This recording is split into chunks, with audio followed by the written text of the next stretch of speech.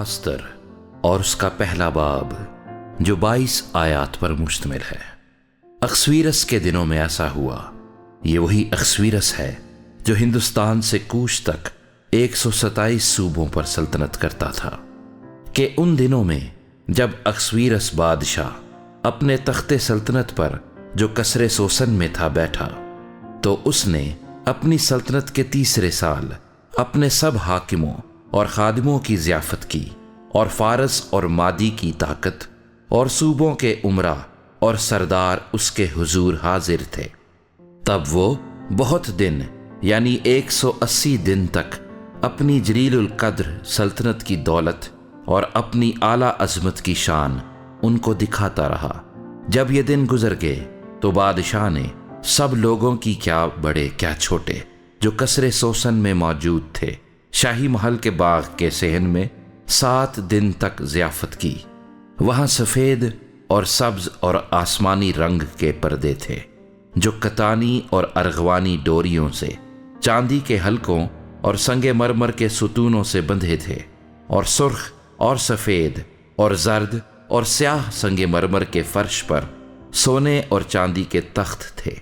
اور انہوں نے ان کو سونے کے پیالوں میں جو مختلف شکلوں کے تھے پینے کو دیا،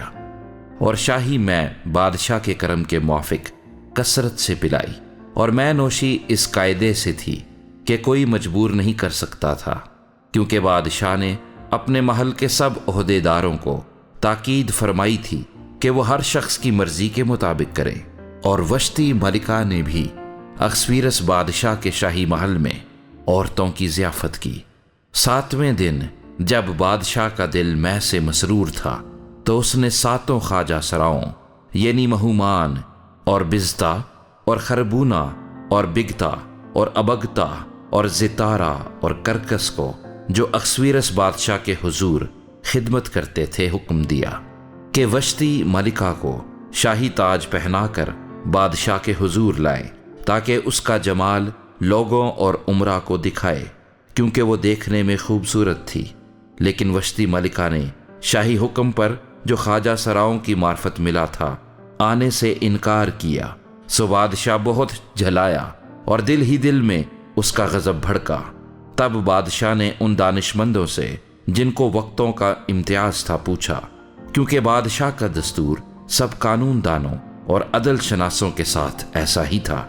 اور فارس اور مادی کے 7 امیر یعنی کارشینا اور ستار اور ادماتا اور ترسیس اور مرس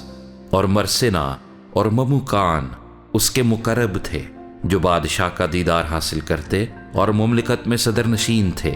کہ قانون کے مطابق وشتی ملکہ سے کیا کرنا چاہیے، کیونکہ اس نے اخسویرس بادشاہ کا حکم جو خواجہ سراؤں کی معرفت ملا نہیں مانا ہے۔ اور مموکان نے بادشاہ اور امیروں کے حضور جواب دیا کہ وشتی ملکہ نے فقط بادشاہی کا نہیں بلکہ سب امراء اور سب لوگوں کا بھی جو اخسویرس بادشاہ کے کل صوبوں میں ہیں قصور کیا ہے،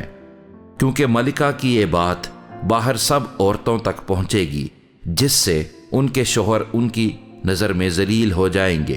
جب یہ خبر پھیلے گی کہ اخسویرس بادشاہ نے حکم دیا کہ وشتی ملکہ اس کے حضور لائی جائے، پر وہ نہ آئی، اور آج کے دن فارس اور مادی کی سب بیگمیں جو ملکہ کی بات سن چکی ہیں، بادشاہ کے سب امراء سے ایسا ہی کہنے لگیں گی، یوں بہت حقارت اور طیش پیدا ہوگا۔ اگر بادشاہ کو منظور ہو تو اس کی طرف سے شاہی فرمان نکلے اور وہ فارسیوں اور مادیوں کے آئین میں مندرج ہو،